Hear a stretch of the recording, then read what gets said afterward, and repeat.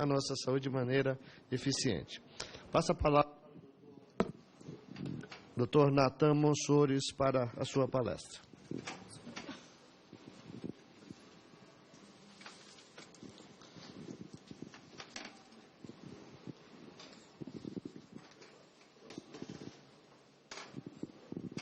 Boa tarde a todos.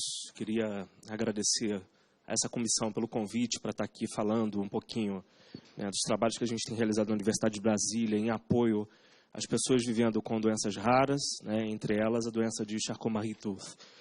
Vai ser até maldade falar depois, doutor Wilson, que apresentou aqui uma visão bem ampla a respeito da doença, mas eu vou até dar uma acelerada, já que alguns aspectos já foram tocados aqui, para me ater àqueles elementos que a gente traz de novidade para o campo da doença e um pouquinho da discussão bioética e epidemiológica que temos feito. Então, só me apresentando aqui, eu sou professor do Departamento de Saúde Coletiva da Universidade de Brasília, tenho trabalhado nos últimos anos com a questão de políticas públicas voltadas para doenças raras, em todos os seus aspectos diagnósticos, aspectos sanitários, aspectos epidemiológicos e também os aspectos sociais e bioéticos, que não podem ficar de fora dessa equação. Bem, eu vou até acelerar, que alguns desses dados já foram apresentados aqui. Acho que a gente não precisa chover no molhado nem em relação a também as questões de diagnóstico e apresentação geral da doença. Mas eu queria parar nesse slide aqui, até para a gente ganhar tempo, para quem quiser fazer pergunta e discutir. Os únicos dados disponíveis nesse momento pelo Sistema Único de Saúde a respeito da doença de Charcot-Marie-Tooth são esses aqui. São os dados de mortalidade, e aí a gente tem que fazer algumas considerações. Então, de 2002 até 2012, 174 pessoas morreram e tiveram mortes associadas à doença de Charcot. Então, de modo geral, as pessoas não morrem de Charcot, vão morrer de outras patologias, mas essas aqui foram causações diretas dessas mortes. Então, no sistema de informação que a gente tem hoje disponível no SUS, a gente consegue perceber que é uma doença que afeta, como a literatura diz, todas as faixas etárias, você vai ter representatividade em todas as faixas etárias, e a distribuição também, o pointer não está funcionando, então vou apontar aqui, mais para o canto aqui, a distribuição por região geográfica, até por conta de acesso ao diagnóstico, acesso aos especialistas, você vai ver que há uma maior concentração, por exemplo, na região sudeste dessa notificação de casos de mortalidade.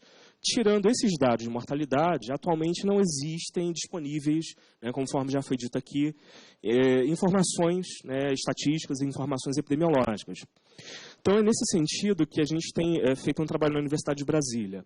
Então, primeiro é um trabalho de revisão sistemática, de avaliação daquilo que já foi publicado e produzido no Brasil, no campo de muitas doenças raras, a doença de Charcot-Marie está entre essas doenças, e a gente está tentando disparar junto a algumas sociedades científicas e profissionais uma forma de catalogar os casos das doenças, entre elas esclerose lateral amiotrófica, poderia citar aqui também a neurofibromatose. Então, a gente está começando um trabalho com várias frentes e temos já mantido um certo contato, meio que virtual, mesmo que virtual, com o pessoal da doença de Charcot-Marie também para poder apoiar as iniciativas que as associações de pacientes,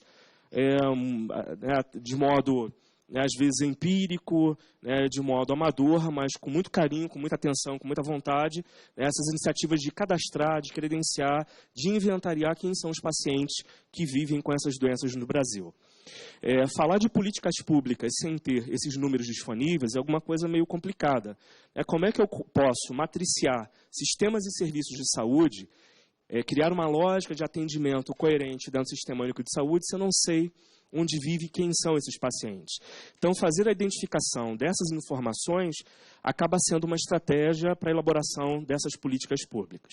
Conforme já foi dito também, eu estou trazendo aqui só uma representação gráfica, da mesma forma que a maioria das doenças raras, a doença de Charcot-Marie-Tooth, ela passa por algumas dificuldades no que tange a elaboração de estratégias para tratamento, diagnóstico, prevenção e promoção de saúde. Então, hoje, acessei lá o Clinical Trials, que é a maior plataforma né, de registro de ensaios clínicos, né, no mundo, e a gente tem, né, atualmente, né, essas iniciativas de tratamento, de diagnóstico, né, sendo disparadas no mundo. Vocês vão perceber que há uma maior concentração nos Estados Unidos e na Europa. Isso se deve, né, ao pioneirismo, né, de alguns dos países, né, e dos Estados Unidos, alguns países da Europa e dos Estados Unidos, no diagnóstico, né, na avaliação dessas doenças. Então, só a título de exemplo, na Europa a gente tem uma rede estruturada, que é a Eurordis, que tem todo um sistema de produção de dados epidemiológicos e estatísticos, que é a Orphanet, a Orphadata. Então, esse consórcio que existe na Europa e que também, né, do qual os Estados Unidos e Canadá, né, fazem parte, permite que, né, haja condições adequadas para que os pesquisadores, para que os médicos, para as equipes de saúde poderem trabalhar e criar informação e criar formas de cuidado, né, para essas doenças raras. Bem, como já foi dito aqui, né, existe uma abordagem. Eu queria chamar a atenção para a questão, né, da abordagem multidisciplinar, né, a abordagem clínica, a abordagem de tratamento para a doença de Charcot, ela invariavelmente tem que ser multidisciplinar. Isso significa que o nosso sistema de saúde, o nosso SUS, tem que se organizar de alguma forma para poder acolher esses pacientes. Existe a iniciativa do Ministério da Saúde, né, através da portaria 199, né, eu vou me permitir discordar, né, do Dr. Wilson. Eu acho que, né, existe um eixo de doenças neurológicas na política nacional de atenção às pessoas com doenças raras, que em tese incluiria, né, o atendimento à doença de Charcot, mas inclusive com financiamento para os laboratórios, para a questão de diagnóstico, mas isso envolveria um credenciamento, né, desses laboratórios, junto, por exemplo, aos hospitais universitários, para poder receber um aporte de recursos. Eu estou lhe dizendo isso porque eu acabei de fazer essa discussão via EBSER, né, aqui no Hospital Universitário de Brasília. Então, o repasse não é muito, mas seria uma possibilidade. Não é suficiente, talvez, para os testes, por exemplo, de exoma, né, que, né, sejam necessários, que talvez sejam necessários para diagnóstico. Mas, pelo menos, é um primeiro alento. Eu não estou aqui defendendo o Ministério da Saúde, mas seria um primeiro alento para a gente que está na área de pesquisa e diagnóstico poder começar a fazer alguma coisa para apoiar, né, os pacientes. E aí vou chegar no slide, né, que eu queria me ater um pouquinho mais, que é, né, atualmente a minha área de trabalho, que é a questão dos aspectos bioéticos voltados ao campo, né, das doenças raras. Então, a primeira coisa que chama a atenção quando a gente vai discutir doença de Charcot-Marie ou qualquer outra doença rara é a questão do acesso à informação e à visibilidade que essas doenças têm dentro das entidades médicas, dentro da sociedade de modo geral, né? Então, uma forma de garantir equidade no acesso a tratamento, equidade no acesso a diagnóstico, para essas pessoas é fazer exatamente o que, né, os deputados estão fazendo aqui nesse momento, dar visibilidade às pessoas que vivem com essas doenças. Isso é garantir acesso equânime a direitos, o que é muito positivo. A questão do apoio social, já que se trata de uma afecção, né, incurável, crônica e com alterações de sobrevida que não são muito relevantes, né, como eu mostrei nos dados, mas você tem uma alteração de qualidade de vida que é, aí sim, extremamente relevante, é garantir a autonomia dessas pessoas. Então, isso tem que ser discutido também.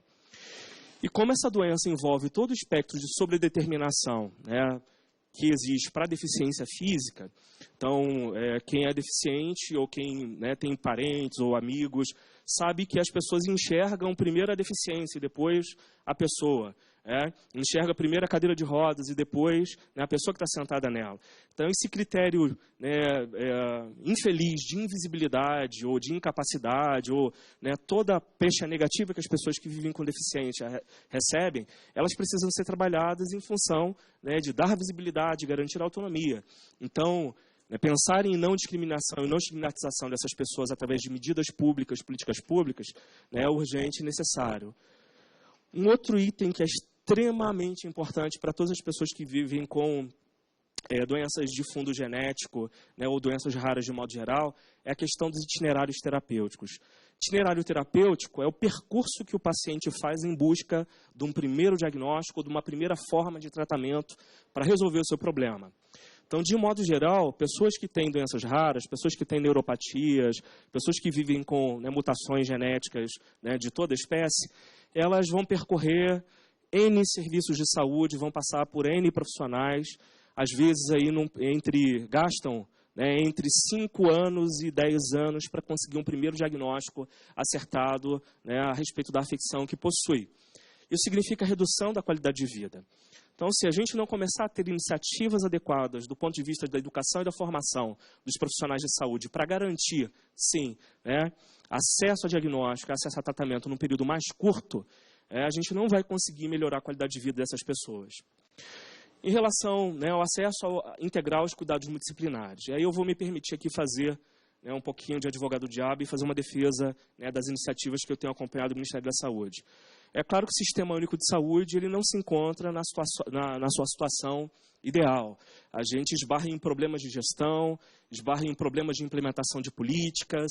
Às vezes, o repasse de recursos ele não chega aonde deveria chegar, ele não chega na ponta.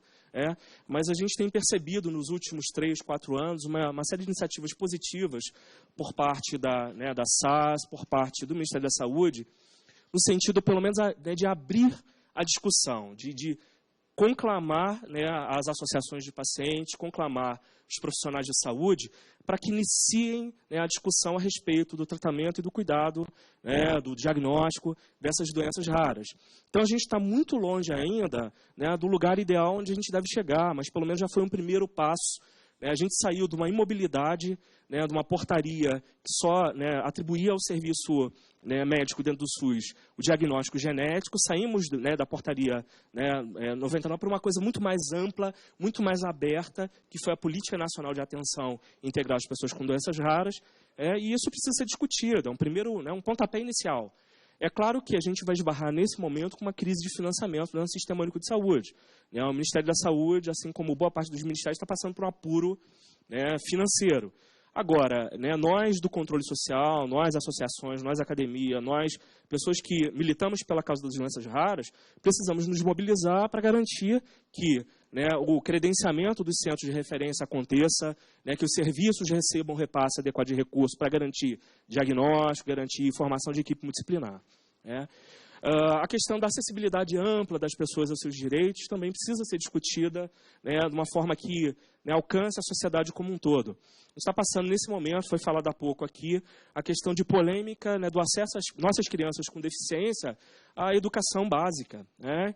Então, ou a gente muda a mentalidade desse país, né, para uma mentalidade inclusiva, né, que pense nessas pessoas como pessoas que têm, né, portam, né, a totalidade de direitos que qualquer pessoa, né, saudável teria, ou a gente vai se ver num apuro, né, na nossa democracia. A gente vai fazer democracia para poucos. Então, a questão da alteridade, de pensar o outro no seu lugar, né, de deficiência, de pessoa que tem, né, uma série de... Né, um conjunto de polyhandicaps, um conjunto de, né, de dificuldade de lidar com a vida cotidiana, como outra pessoa, né, que tenha, né, habilidades, né, normais. Isso aí precisa ser levado, colocado em pauta para toda a sociedade.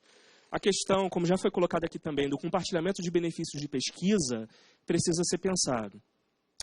Eu entendo que o sistema CEP-CONEP hoje, ele tem uma morosidade, ele tem problemas, né, na sua estrutura de condução e permissão, né, para a realização de pesquisas clínicas aqui no Brasil, mas o sistema CEP-CONEP, né, querendo ou não, ele garante direitos, né, aos voluntários de pesquisa, ele protege os nossos voluntários de pesquisa, né, de modo diferente de um projeto de lei que está circulando no Senado, que importa um modelo norte-americano para cá, para o Brasil, que, né, fragiliza toda a construção democrática que a gente tem de proteção às pessoas que são voluntárias em ensaios clínicos no Brasil. Então, essa importação acrítica de modelos, como esse projeto de lei, né, como, por exemplo, uma lei de drogas órfãs aqui para o Brasil, ela pode ser, ao invés de um fator contribuinte, né, para fortalecimento do Sistema Único de Saúde, pode ser um fator aí de confusão ainda maior, né, nesse panorama de situações que a gente já tem, que são dificultosas, né, né, com problemas de gestão, problema de repasse de recursos. Então, ou a gente, né, abraça, de fato, o sistema CONEP, garantindo, por exemplo, a profissionalização, né, garantindo a transparência, né, do nosso sistema de regulação ética, ou a gente vai continuar tendo problemas de morosidade e de acesso a novas pesquisas clínicas que estão acontecendo no mundo inteiro.